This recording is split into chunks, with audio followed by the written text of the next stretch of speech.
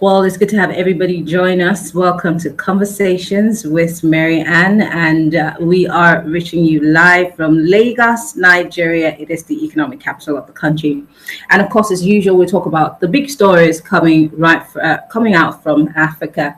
And today we're going to Burkina Faso. Yes, there have been stories about crises and issues in the Sahel region, and so we decided today that we'll start with Burkina Faso. Now, Burkina Faso is currently experiencing one of the most rapidly deteriorating humanitarian crises in the world, exacerbated by COVID-19, and we all know that.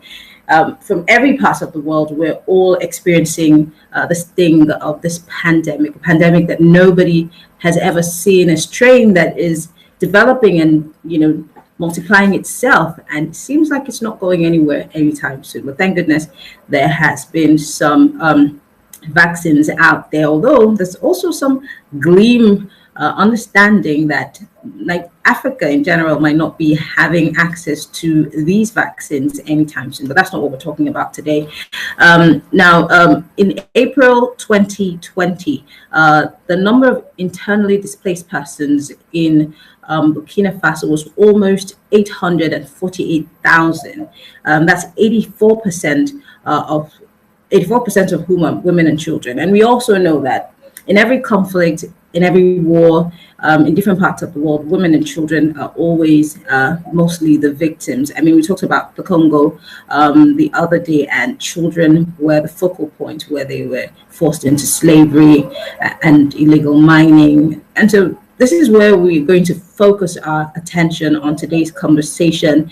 And as it is, there are 2.2 million people who are in need of humanitarian assistance in Burkina Faso. Now, I do not live in Burkina Faso, but my guest today is a journalist, a broadcast journalist who covers stories from across West Africa. He is a journalist with the West African Democratic Radio, and it is in Dakar, Senegal. Imoide, thank you very much for joining us. I almost said democracy because, it's a thing here in Nigeria, but thank you for joining us.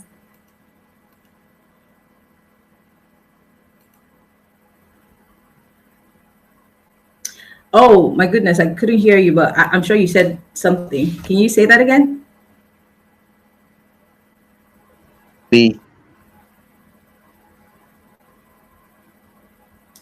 Oh dear.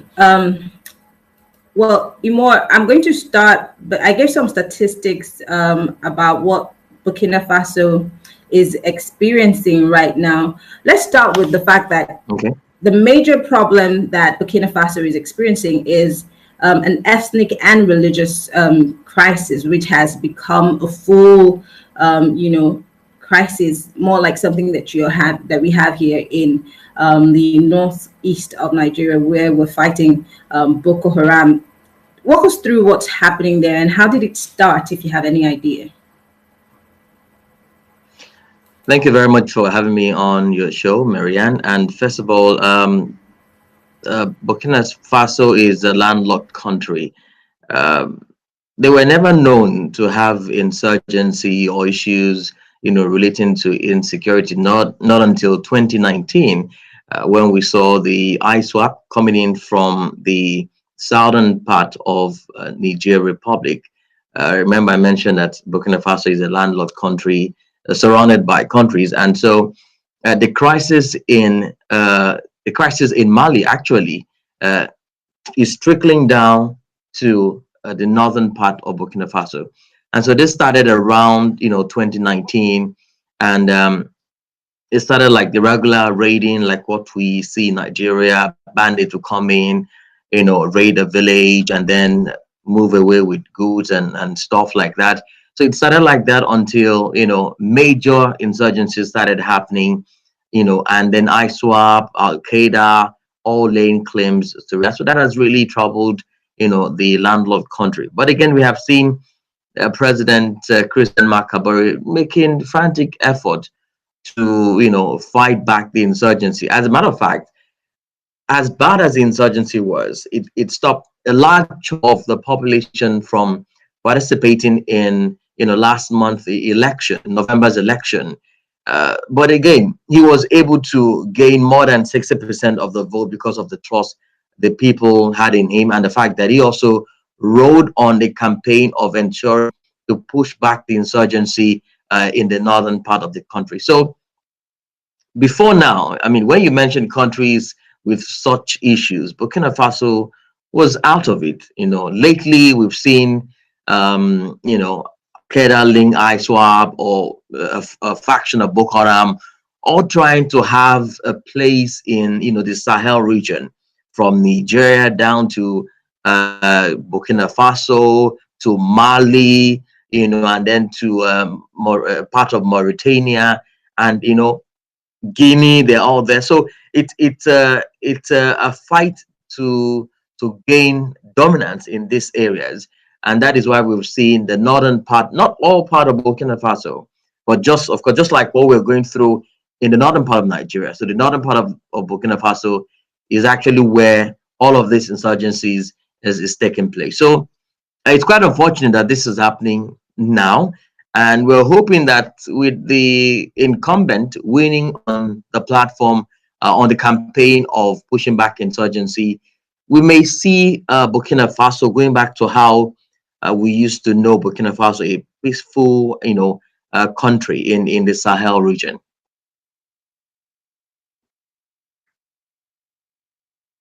Let me take you up on other issues.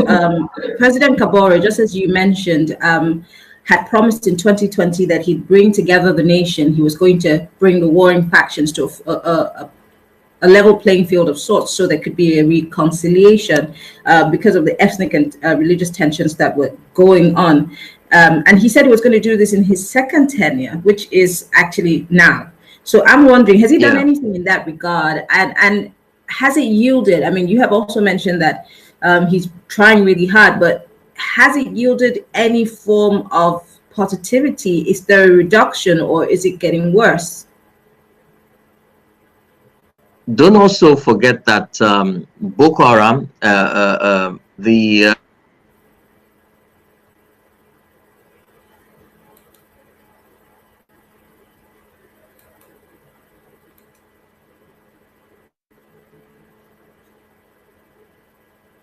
Oh, I think we lost him more there for a second. But once he's back, we will continue with the conversation. But for those who are just joining us, we're talking about Burkina Faso and the issue of armed violence taking place in the country. And this has resulted in one of the fastest growing humanitarian problems across the world. There's so many people who have projected that this might get out of hand if care is not taken. But I'd just like to quickly play us a video from the UNHCR, giving us a picture, painting a picture of what exactly Burkina Faso is experiencing right now, and that way it can, give you a basis for our conversation. Hopefully, once that video ends, we will have our guest back on to talk with us. He's joining us from Dakar, Senegal, a broadcast journalist with West Africa Democratic Radio in Dakar, Senegal. So take a look at that video, and when we come back, we'll talk.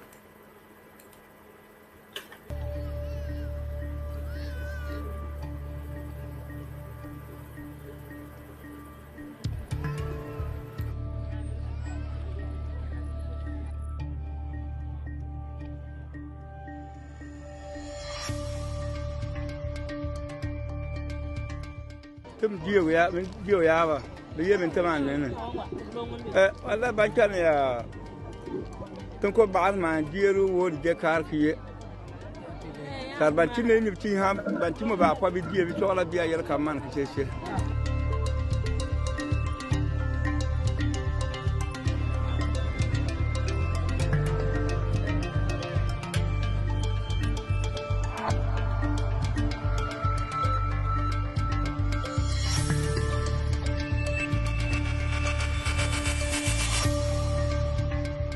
On ne parle plus de l'éducation, on ne parle plus des droits humanitaires, on ne parle que de la vie maintenant. On ne se soucie pas de l'alimentation ni d'autres choses. On se soucie de notre vie maintenant.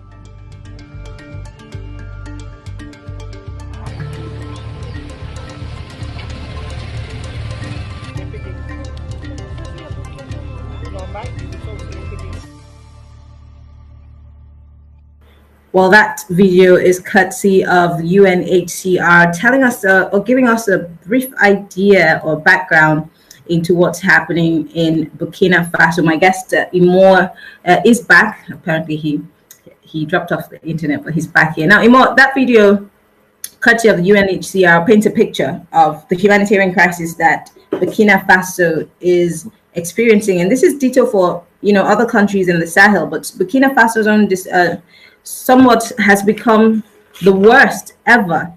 But let's talk about what the United Nations has had to say about this. They did say that Burkina Faso could soon become another Syria because of what's going on there, and if care is not taken in dealing with this conflict, because it is one of the fastest growing displacement crises across the world. Now, for someone who's covering developments from those parts of the continent, do you agree with this statement by the United Nations? And why would you think it would be compared to Syria?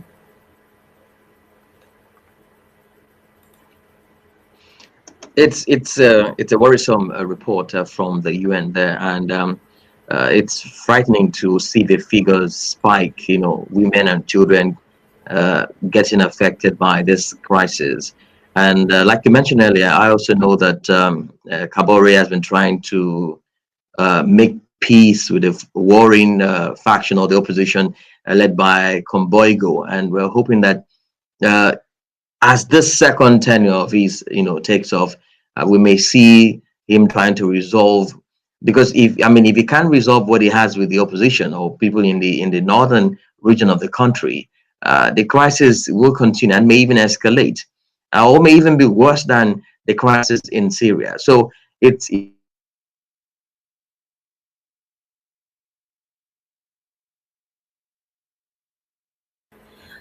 Well, we lost our guest once again. The internet is not necessarily friendly today, but we are, if you're just joining us, we're talking about Burkina Faso, the issue of insecurity, violence, the displacement of women and children.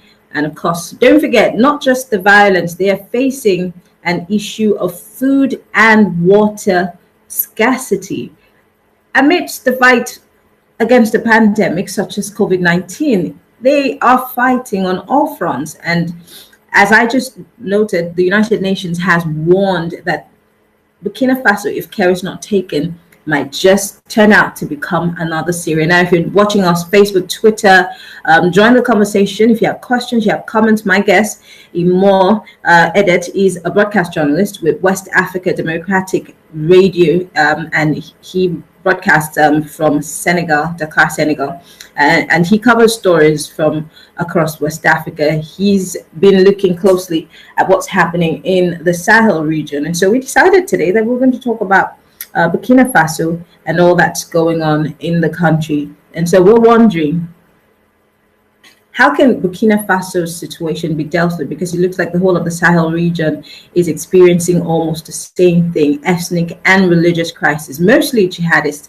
And this is spreading very fast. Now, the country's president had said that he's doing his best to see if he could, one way or the other, reconcile the warring factions. But is that the way to go? I would like to hear from you. We're still hoping that our guest will join us again, so we can quickly have that conversation. And of course, we want to know what you think about what's happening in Dakar, I beg your pardon, in Burkina Faso. It is a crisis situation. 84% of the people who are suffering from displacement and of course hunger are women and children. Yes, because the women and children hardly get involved in the fighting. Hopefully we can get our guest back in, but let me just go back to that video put together by the UNHCR to give you another idea of what's happening in that part of the world.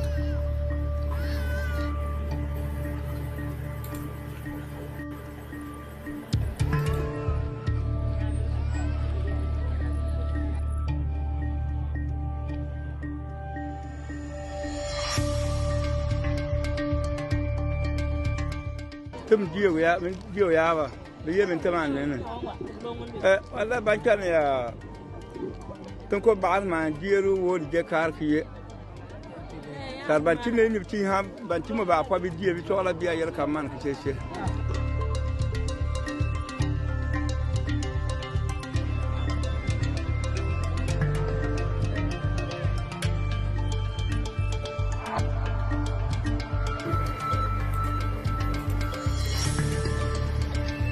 Okay, so Imo is back. So let's apologies. I know these things happen. We're gradually trying to get to the point where we never have to have this internet disruptions and we can have free flow conversations. So we were still talking about the United Nations projection as to how far this conflict can go, and of course they're also trying to compare it to Syria, saying that it might just be another Syria situation if it's not controlled. So you were saying? Yes, I remember saying that, yes, if this is not an even a bud, we may see it escalating even further than what we saw in Syria. But again, going just beyond what the UN is projecting, already we've seen over 1 million people displaced by the conflict in that part of the country. And there've been a lot of commitment from the UN, from the Norwegian Refugee Council, UNICEF, all of them, WHO. They're all trying to ensure that this issue is tackled. In fact, as bad as it is, almost 800,000 children are deprived of education. Women all trying to find a way to the northern part of Ghana and to neighboring countries. So it's a time bomb waiting to explode, and the time is really counting for Kabore. Now that the opposition may have relaxed a bit to allow him continue his second term, they may actually run out of patience, because I remember you asked me if we've started seeing anything. I mean, it's quite too early for us to say yes, we have seen him make effort to bring opposition together. It's quite too early. So we may just have to wait, possibly maybe after the second 2 quarters, perhaps, to see if whatever effort Kabore has in plan or had in mind to handle the violence and insecurity in that part of the country, can actually work. It's not just a day thing. It will take a very long time. Also, don't forget that around the Sahel region, we're seeing more of ISWAP and the rest of them all fighting for dominance. We've seen that happen in Niger Republic. We've seen that happen in Mali. We've seen that happen, of course, in Burkina Faso, and we have seen the French troops, have bases in this country.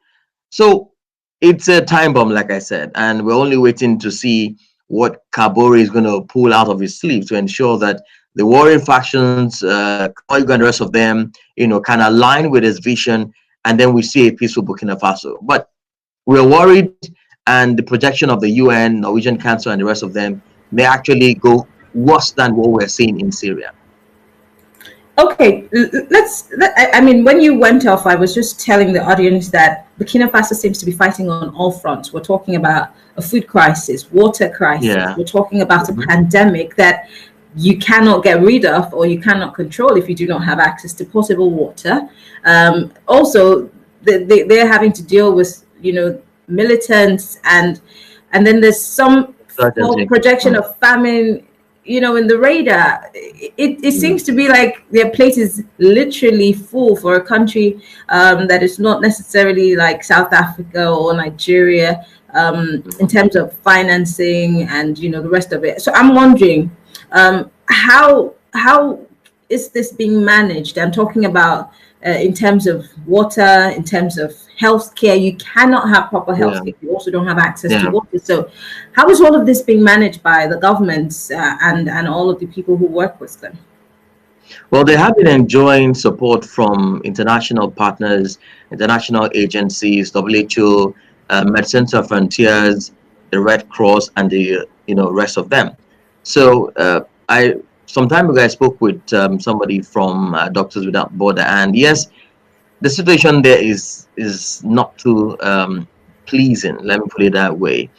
Like I mentioned, support have been coming in from these organizations in terms of provision of this basic amenities, makeshift schools in refugee camps, water supplied by UN agencies and some other NGOs that wouldn't want their names to be mentioned.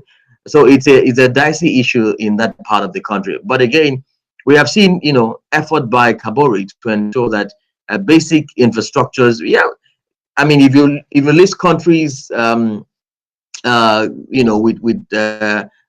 poverty index, Burkina Faso is captured among the first 20 in Africa.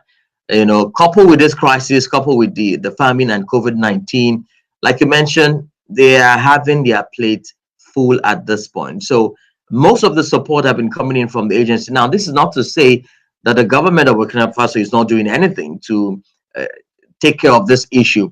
And again, there's also the support from the IMF. IMF have been supporting countries in the Sahel region. Senegal is one of it in terms of financing, funding the COVID-19 plans. And Burkina Faso is one country that has also enjoyed this funding from these big agencies. I am sure that in the coming days we may see things happening.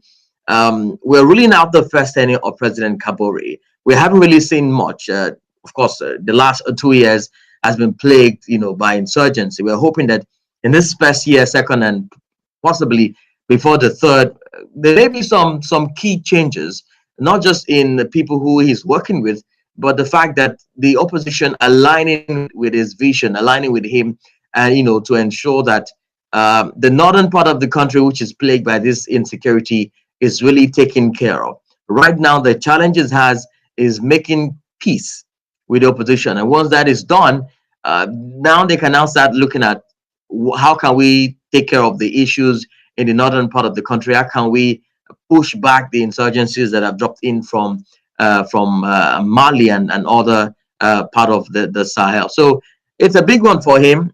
It will only take a miracle to work this out. You also know that countries plagued by insurgency, it takes a very long time before that can be taken care of. Nigeria is battling one. And we also have Mali, with the transition government in power, also battling the one in northern part, linking Mauritania. So the Sahel is so plagued that the AU forces, the ECOWAS forces may not even be able to push these guys back. Except we have the French forces, we have the MINUSMA, which is a coalition of countries in the Sahel, with the French forces, to push these guys back. So it's a big one, I must say. And it's not just to comment on it, but we may do all the talkings, but if there are no actions, we'll still be saying the same thing in years to come. All right, let me take you up on education, which is one of the major issues that the world is facing, even amidst this pandemic, and then talk more of a crisis such as this, where you have an armed conflict. Children are being caught in the crosshairs of this whole violence, and most of all the children, all these children cannot have access to education. A few of them have been able to flee to neighboring countries, and working with some NGOs, they're able to get a glimmer of hope. But what is the fate of these surviving children, the children who are left in these camps, children who cannot access education? Are there alternatives in place for these children to be served, even though they cannot get access to classrooms right now?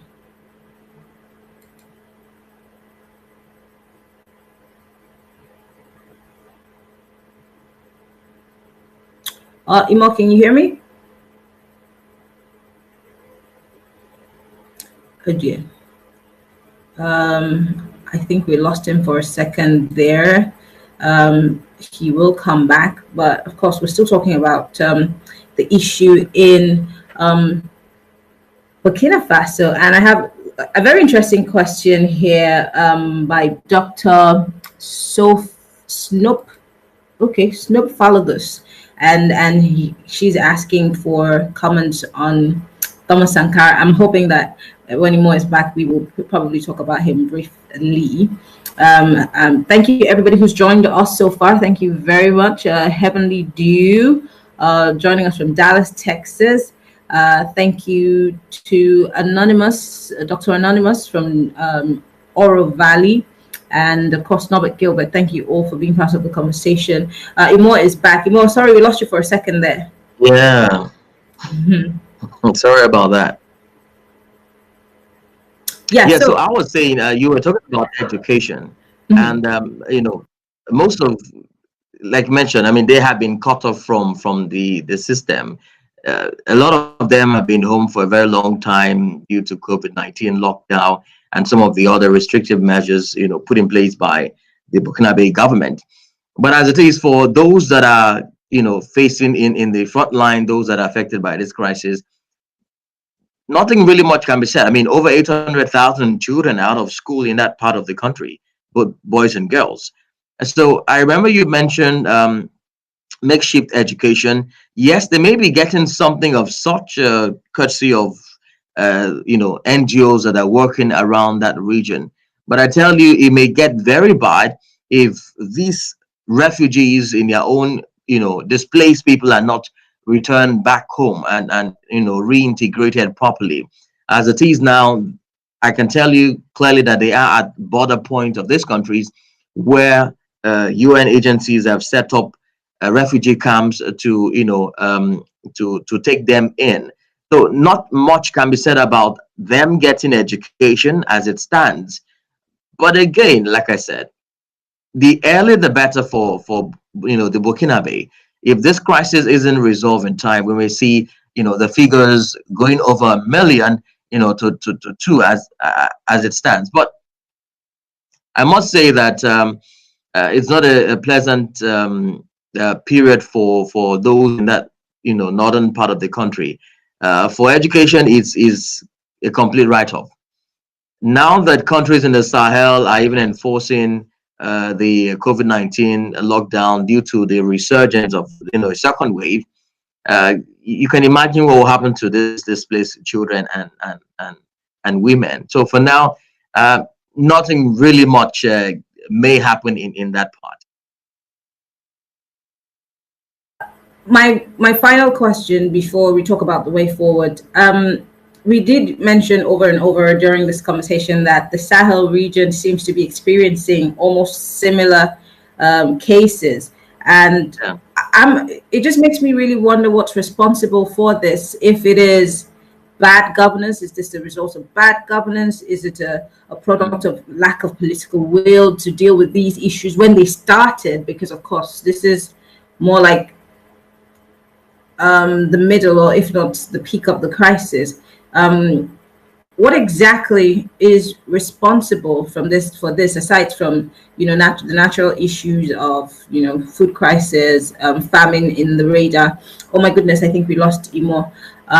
Hopefully he gets back in a few minutes so we can wrap up this conversation. Apologies, the internet at his end might probably not be so friendly, but anyway, you are listening to us as we talk about the insecurity, the armed violence, and the conflict in the Sahel region. And we're talking mostly about Burkina Faso, because Burkina Faso is experiencing what we would call the fastest growing humanitarian crisis, exacerbated, by the way, by COVID-19. Now, we have a president, Kabore, who has promised and vowed that he would address the situation and bring warring factions to the table to, one way or the other, quell this situation. But the question is, has that been done? My guest has been saying that, well, the government has been trying its best, but then the question is the best that the government of Burkina Faso doing good enough? Don't forget that the president of Nigeria,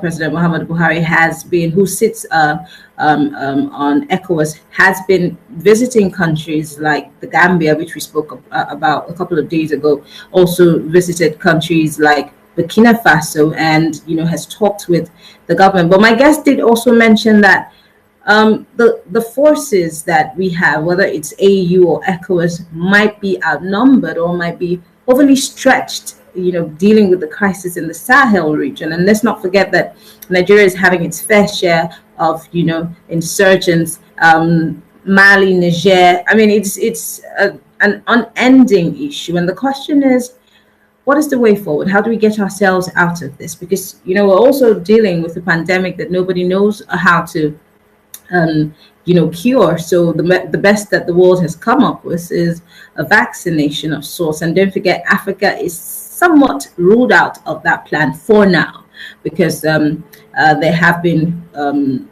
some whispers from, I think, AstraZeneca saying that they had no plans for Africa or rollout plan for Africa for now. So again, this is what we're facing, and we still have to deal with arms struggles. We still have to deal with ethnic and religious crisis. We still have to deal with internal crisis, you know, here and there. So they're just, I always say this, that if you were to drop a pen on the African map and just, you know, point it in any direction, there will be an issue one way or the other, a crisis, something. I mean, I was talking to somebody about Namibia, and Namibia is dealing with femicide. They might not be dealing with, you know, an armed conflict, but they are dealing with femicide. Women are being killed at will. So there are problems all across the continent. Unfortunately, the internet has not been friendly, and my guest is still struggling to get back in.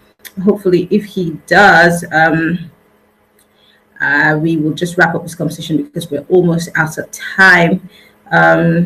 Well, let me see if he can try again, and then we'll wrap this conversation. So once again, let me just play that video from the UNHCR, and then when we come back, we will be wrapping the conversation up. Don't forget, my guest is Imo Edet. He is a broadcast journalist with West African Democratic Radio in Dakar, Senegal, and he covers stories in the Sahel region. Most importantly, we'll take this video and be back with more conversations.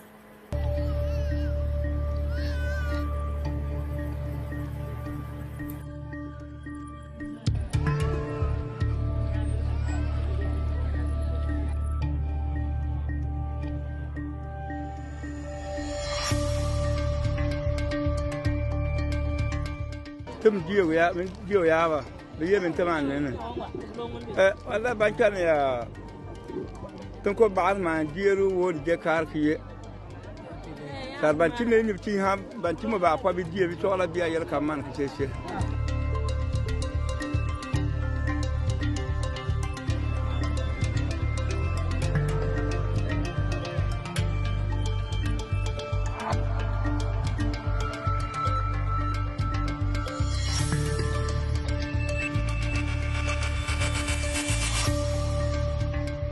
On ne parle plus de l'éducation, on ne parle plus des droits humanitaires, on ne parle que de la vie maintenant.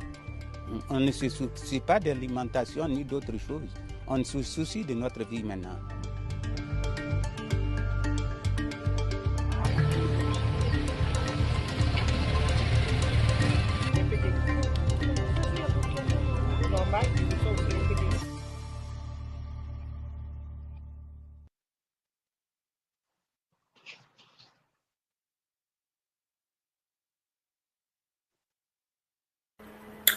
Well, we're still talking about what's happening in Burkina Faso, in case you're wondering. And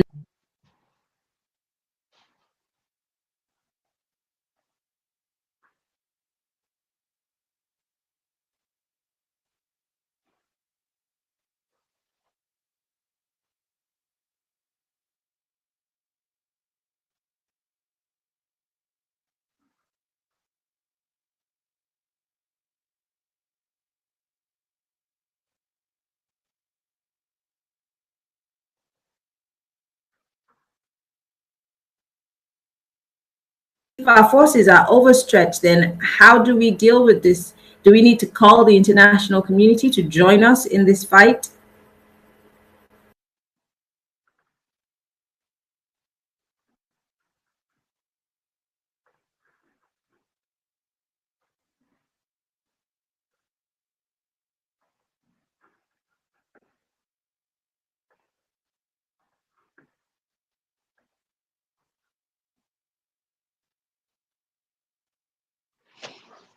Well, just a few facts so you may know. On the 22nd of November 2020, we saw citizens of Burkina Faso going to the polls to vote in the presidential and legislative if you can hear me.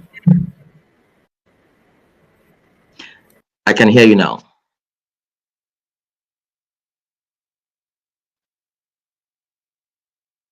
I can hear you now.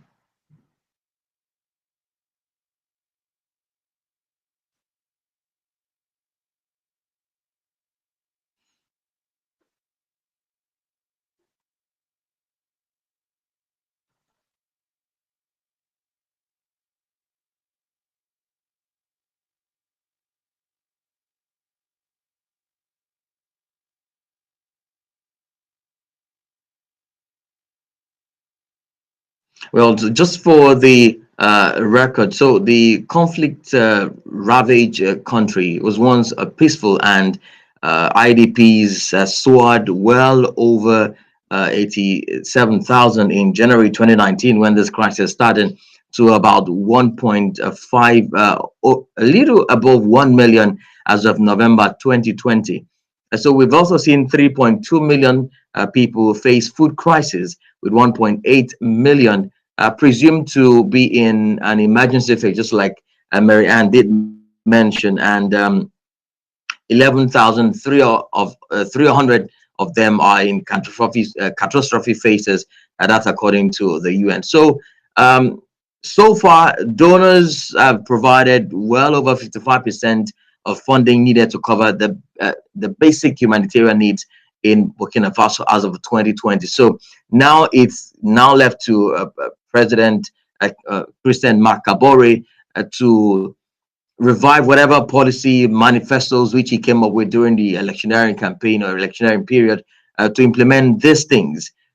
He needs to work closely with the opposition. He needs to work closely with people, religious leaders, especially in the northern part of the country, who can talk to, who can have a clear conversation with the insurgent or their leaders, especially those with, little faction groups here and there. So he needs to make that move. He needs to establish that conversation, a continuous conversation with these people. What are the problems? What can we do? What is it that you want? Otherwise, then we can say, let him launch a full attack and ensure that, those that have been displaced are returned back to their country. He needs to set up that motion immediately. I mean, there is really no point waiting. It's a new year. It is the fresh start of a second term for him. So he needs to do that to ensure that, the ones peaceful Burkina Faso, the ones peace that was being enjoyed by Burkinabe is returned to the country. Other than that, we should stop waiting for former colonial masters to come in to help. We can do it. ECOWAS can do it. MINUSMA is there. They can do it. Push these guys back and ensure that the region is secured, and the children and women, men that are displaced can, return back to their country. So that's what I think needs to be done. Negotiation, ongoing conversation with opposition, establish conversation with those, in the northern part of the country, and then we can get Burkina Faso back on track. Marianne. Well,